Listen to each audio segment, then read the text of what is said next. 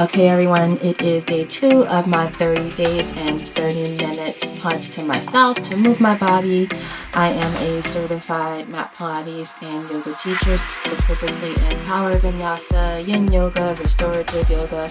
I'm also glute certified, so I 100% am aware of how to move my body, which is amazing as I go through this next 30 days and just dedicating some time to myself. Oftentimes when we work a lot, we sometimes forget about honoring ourselves and our own personal practice. So this is a very raw and real 30 days of practice that you're witnessing. This is not intended to be super stylized or content-y driven, and you may see that I will be moving and using my bodies in a little bit different ways if I come through some injuries, but nonetheless I want to share with you. I'm starting today, which is a Mat Pilates classical and contemporary sequence. So for this particular class or this particular session, I chose to use a block and as well as some bala and hand weights, which I will use a little bit earlier or later in the section. You may hear my dog bark, and that's okay. Like I said, this is a very raw and real interaction of what I am doing. So those are my bottle weights that I'll use in the upper body section of my practice later on. But first I started with the 100s.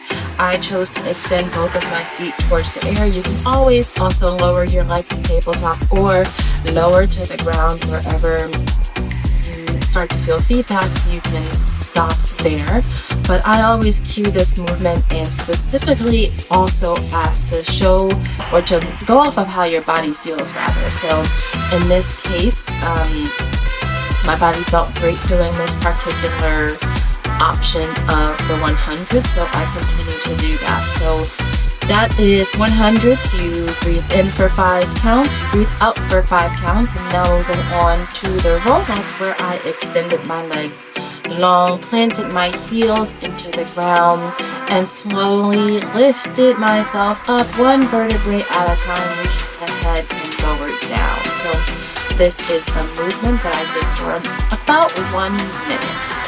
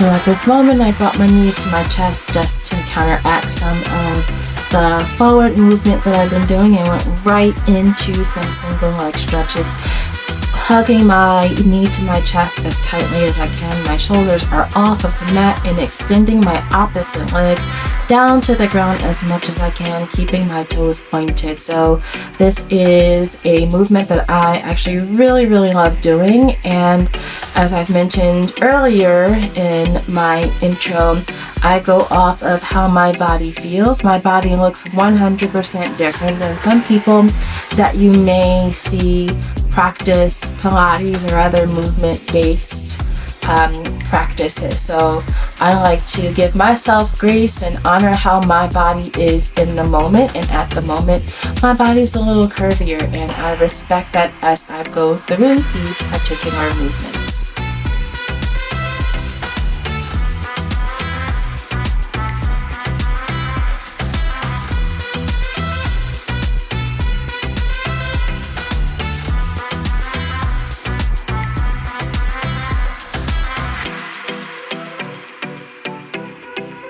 Bringing my knees into my chest to give myself a little bit of reset before moving on to my next movement, which is tabletop tap. So tapping my feet down to the ground straight. And I did this for about 30 seconds. This is 100% something that is a sleeper. So I started to sweat at this moment, but I love this movement.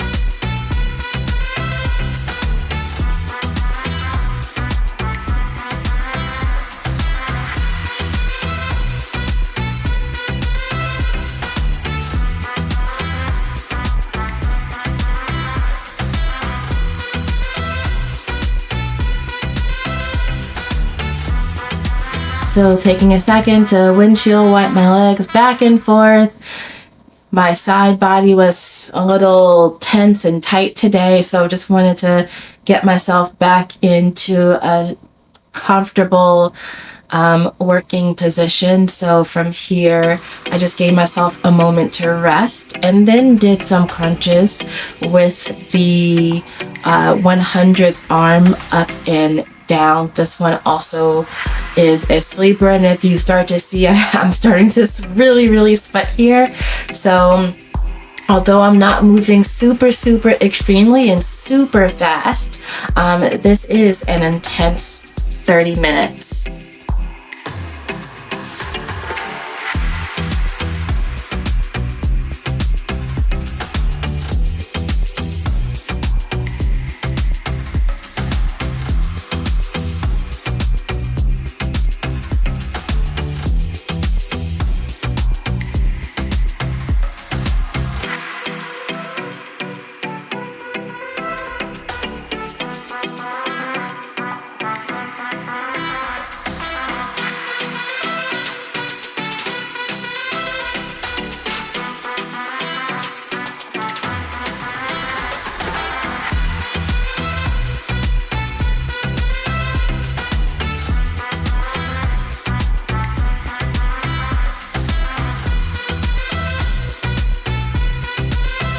So you can see I got a little bit of visit from my doggie that you heard barking in the background a little bit ago. She often visits me when I'm doing my practice just to say hi, to check in, make sure I am doing okay. So I take the time and I appreciate her little visits. So from now, and as I said, this is a real and raw video, nothing staged. You can see the rolls coming out of the side of my bra, and guess what, y'all, that is 100% okay. But going into some kneeling torpedoes where I push back into child's pose and then extend forward into a Pilates push-ups using more my triceps, so pointing my elbows towards the back and then lowering my chest as much as possible. I actually did a arm day prior to this 30 minutes, so this was pretty excruciating for me to do. It was pretty intense, but I love these push-ups.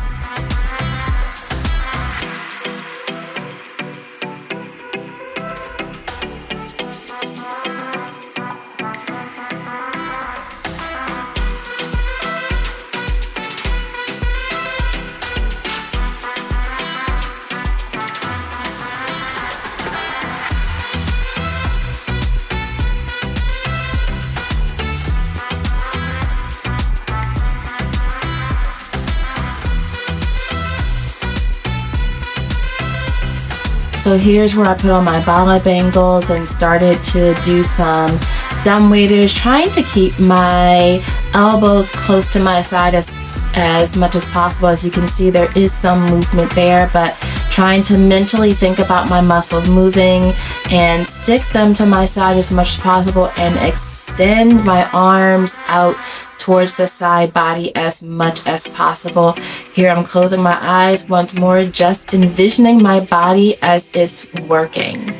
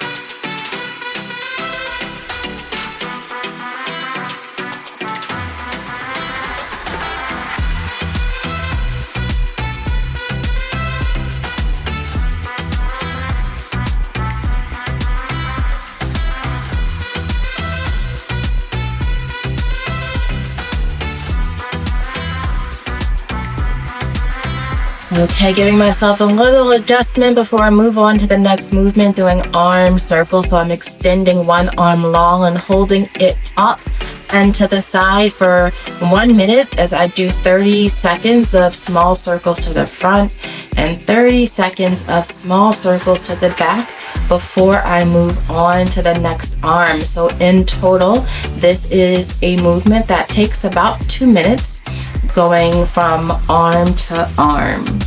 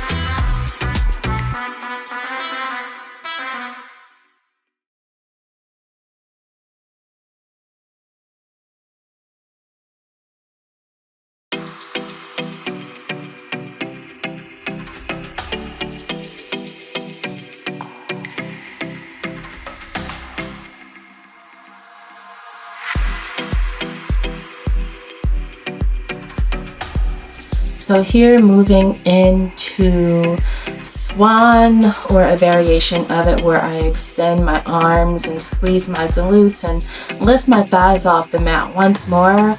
It's about how your body feels, and in this particular movement, I do feel my thighs moving off of the mat. So in some cases, just because of how my anatomy is, it may not look the part, but it feels the part as you're moving. And that's exactly as when I am teaching group classes or group fitness classes. It's how I cue people, is to feel the movement rather than to pay attention to how it looks. And that's how I go about my own personal practice. So in this particular instance, today's swan was a lot for me. Again, I did a lot of upper body before filming this.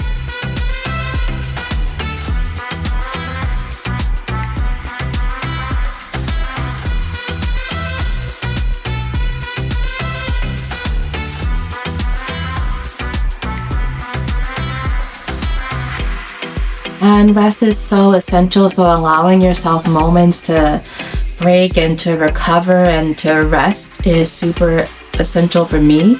Not everything has to be a super fast practice. So I allow myself a minute to just breathe and collect myself before moving on.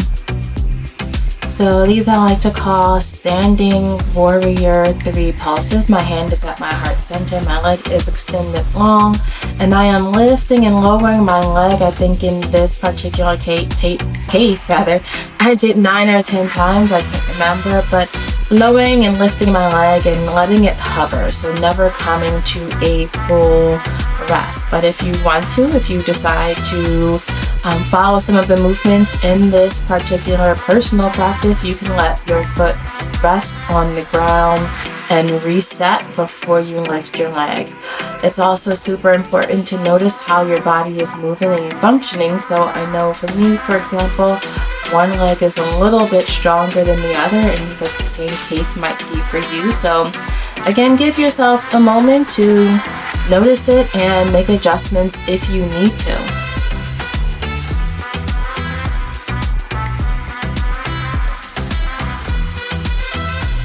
So we've got some side leg lifts here. So I've placed my top leg over my bottom leg and am lifting using all of the strength that I can, and trying not to use momentum, but lifting and lowering my leg to and from the ground. So I'll do this, I believe I did this for 20 repetitions on this side, and then I will shift to the other side where I will do another 20.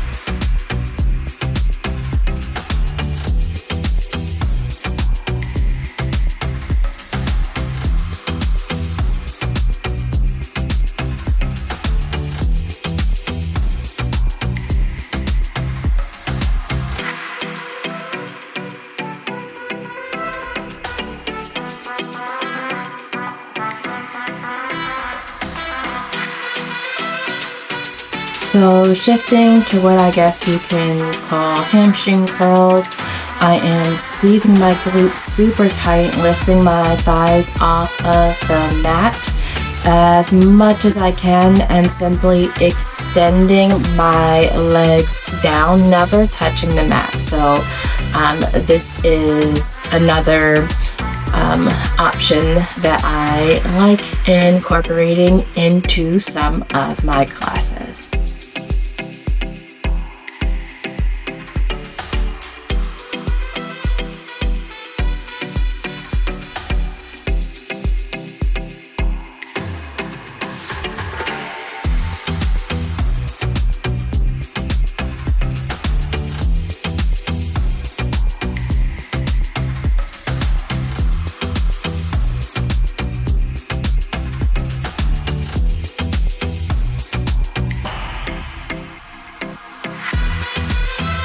So I've opted here to take another little mini break with a very quick child's pose before moving on to some bridges, in which I will bring a block by my side for a little bit later.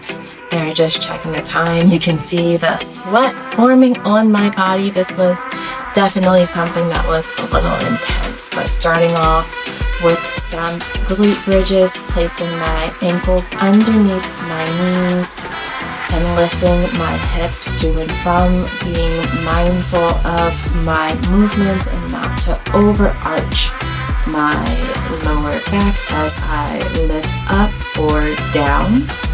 I'm coming down one vertebrae at a time and hovering on the mat.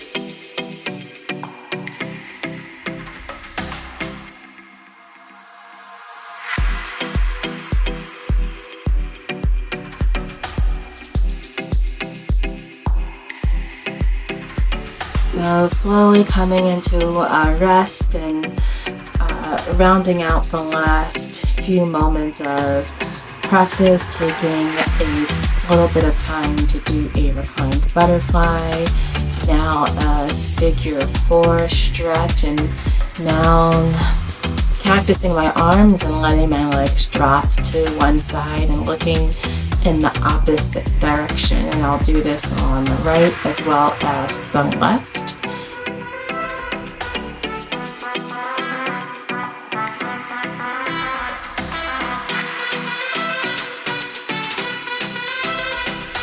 So like I said, this is a very real and very raw video. This is not intended to be super stylized, so I had to move away from the wall a bit to give myself some space, and guess what? You might need to do that too, and if you do, it's okay. Give yourself the space that you need in order to do the movements and the resting that you need to do. So here I am going to take a supported bridge. I love ending practices with supported bridges, whether that's in yoga or Pilates, placing a block underneath my sacrum. I can move it around until I feel comfortable, but this gives me a chance to really just come back to the body and rest.